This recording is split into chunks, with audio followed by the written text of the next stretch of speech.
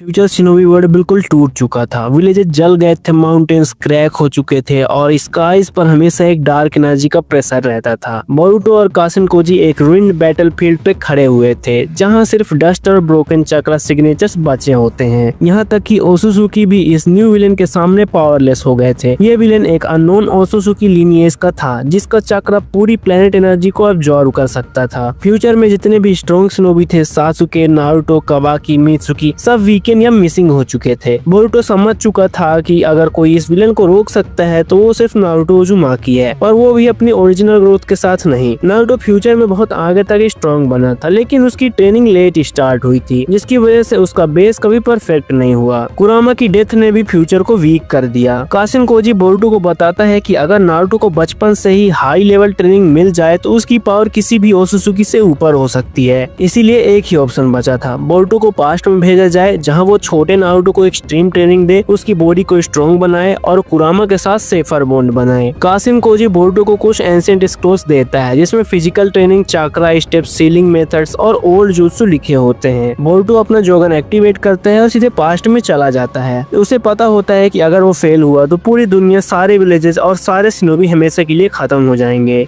Boruto portal से गिरकर Konoha के फॉरेस्ट एरिया में लैंड करता है। ये पास्ट का टाइम होता है, जब नारुतो अभी एकेडमी का एक इग्नोर्ड स्टूडेंट था। बोरुटो सबसे पहले अपनी चाक्रा प्रेजेंस को स्टेबल करता है, फिर विलेज की तरफ वॉक लेता है। उसका मेन गोल सिंपल होता है, नारुतो को सीधे ट्रुथ बताना और बिना डिले के ट्रेनिंग स्टार्ट करवाना। नेक्स्ट मॉर्निंग बोरुटो एकेडमी के सामने नारुतो को अकेला देख लेता है। नारुतो एक ट्री के नीचे बैठा होता है और अपना यूजुअल डिप्रेस्ड एक्सप्रेशन रखता है। बोरुटो उसके पास जाके सीधे बोल देता है कि वो फ्यूचर से आया है और उसे ट्रेन करने आया है। नारुतो पहले शॉक हो जाता है, लेकिन बोरुटो अपने जोगन एक्टिवेट करता है और नारुतो को फ्यूचर का स्मॉल चक्र मेमोरी फ्लैश दिखा देता है। Ruined buildings, broken villages, dark sky और वगैरह वगैरह। नारुतो समझ जाता है कि ये कोई जोक नहीं है। बोरुटो उसे बताता है कि फ्यूचर में एक बहुत डेंजरस विलेन आने वाला है, जिसे सिर्फ नारुतो ही रोक सकता है, लेकिन तभी रोक सकता है जब नारुतो बहुत जल्दी पावरफुल बन जाए। नारुतो के अंदर होप जगती है, पहली बार कोई उसे इतनी इम्पोर्टेंस से बात कर रहा होता है। बोरुटो नारुतो को ये भी बताता है कि वो उसका दुश्मन नहीं बल्कि उसका गाइड बनकर आया है। नारुतो बिना प्रॉपर अंडरस्टैंडिंग के भी ट्रेनिंग एक्सेप्ट कर लेता है, क्योंकि उसे लगता है कि यही उसकी लाइफ का रियल पर्पस है। बोरुटो नारुतो को प्रॉमिस करता है कि वो उसे स्टेप बाय स्टेप इतना स्ट्रॉन्ग बना देगा कि फ्यूचर का विलन भी उसका सामना नहीं कर पाएगा। यहाँ से उनकी ट्रेनिंग ऑफिशियली शुरू होती है।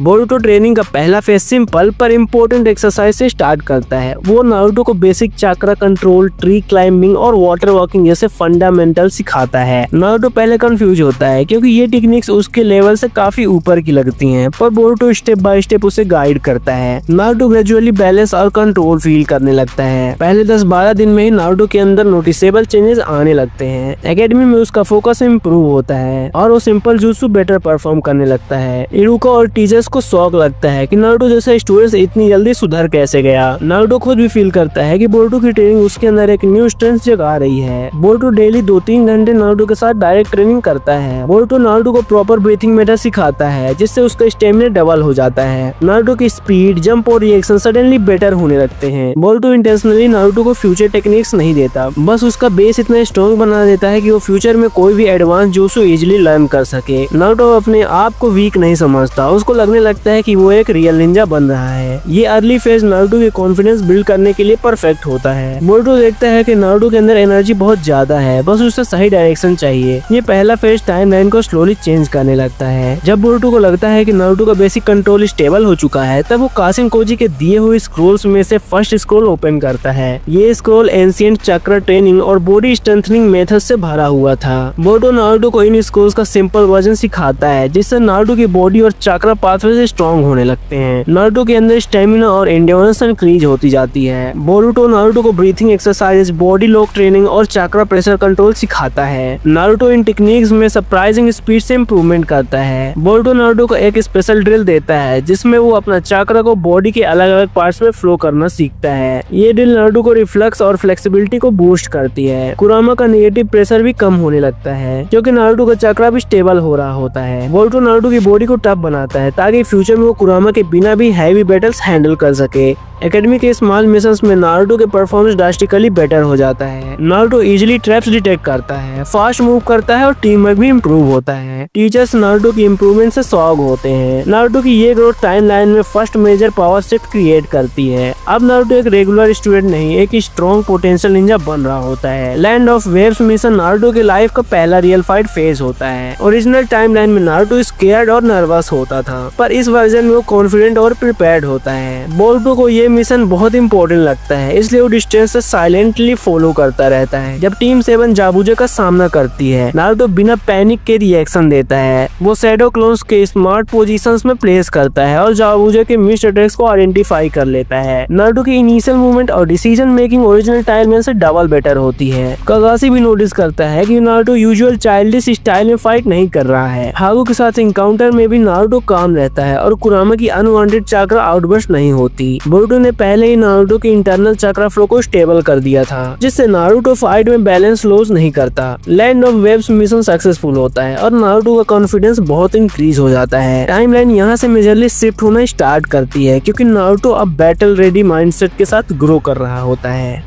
लैंड ऑफ वेव्स के बाद नारुतो एकेडमी में एक नॉर्मल ट्रैवल ब्रेकर नहीं लगता। सब लोग नोटिस करने लगते हैं कि नारुतो सडनली डिसिप्लिन्ड और स्किलफुल बन गया है। टीचर्स उसके टेस्ट मार्क्स और जुत्सु परफॉर्मेंस में इम्प्रूवमेंट देखकर सरप्राइज होते हैं। सासुए को भी लगने लगता है कि नारुतो में कुछ रियल पोटेंशियल तो है। सागुरा को भी नारुतो थोड़ा मेच्योर और कैपेबल लगने लगता है। नारुतो अब मिशंस में मिस्टेक्स कम करता है और टीम वर्क और स्ट्रॉन्ग लगने लगता है। बोरुतो इस फेज में नारुतो को basic wind nature training start करवाता है। नारुतो को अपने विंड एफिनिटी का फील पहली बार होता है, जो ओरिजिनल टाइमलाइन में बहुत बाद में रिवील होता था। नारुतो लीव्स को कट करने की प्रैक्टिस करता है और बोरुतो उसको चाक्रा स्लाइसिंग का आइडिया देता है। नारुतो की कैपेबिलिटीज अब ओरिजिनल टाइमलाइन से कहीं ज्यादा हाई हो चुकी थी। विलेज में भी नारुतो के इम्प्रूवमेंट की रिपोर्ट्स होकागे ऑफिस तक जाने लगती हैं। ये सिर्फ नारुतो को फ्यूचर पावर अप्स के लिए परफेक्ट डायरेक्शन में पुश करता है। देन उसके बाद बोरुतो नारुतो को स्क्रोल्स का सेकंड फेज देता है। ये phase physical drills, chakra balance और सीलिंग बेसिक्स से फील्ड होता है। नारुतो ग्रेजुअली इनमें एक्सपर्ट बनने लगता है। बोरुतो का मेन फोकस होता है नारुतो को कुरामा के बिना स्ट्रॉन्ग बनाना।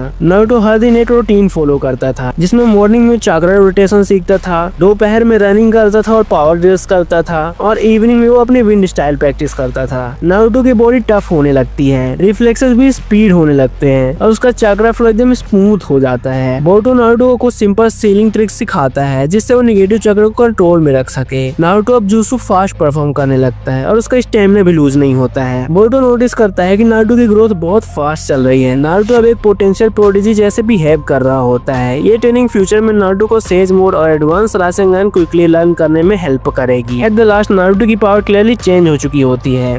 पूरा विलेज डिफरेंस फील करता है। मिशन से स्मूथ होते जा रहे होते हैं और नारुतो की डिसीजन मेकिंग मेच्योर हो चुकी होती है। सासुके नारुतो को रियल राइवल समझने लगता है। साकुरा भी नारुतो को एक सीरियस निंजा के रूप में देखने लगती है। इवन काकाशी भी नोटिस करता है कि नारुतो की ग्रोथ अननेचुरल है। होकागे हिरोजिन भी नारुतो के रिकॉर्ड्स चेक करता है। टाइमलाइन अब ओरिजिनल वर्जन से अलग चल रही होती है। बोरुतो रियलाइज करता है कि अब नारुतो को नेक्स्ट फेज की ट्रेनिंग चाहिए होगी, जैसे रासेंगन, एडवांस चक्रा रोटेशन और pre says techniques. Future villain को रोकना इजी नहीं होगा, लेकिन नारुतो को इस लेवल पर लाकर बोरुतो समझ जाता है कि मिशन अब तक सक्सेसफुल चल रहा है और पार्ट 1 यहीं पे एंड होता है। अगर पार्ट 2 चाहिए हो तो कमेंट कर देना, और अगर वीडियो तुमको अच्छी लगी हो तो वीडियो को लाइक जरूर से कर देना, और ऐसी मजेदार वीडियो देखने के लिए चैनल को सब्सक्राइब भी कर देना। मिलते हैं नेक्स्ट वीडियो में, तब तक के लिए बाय बाय।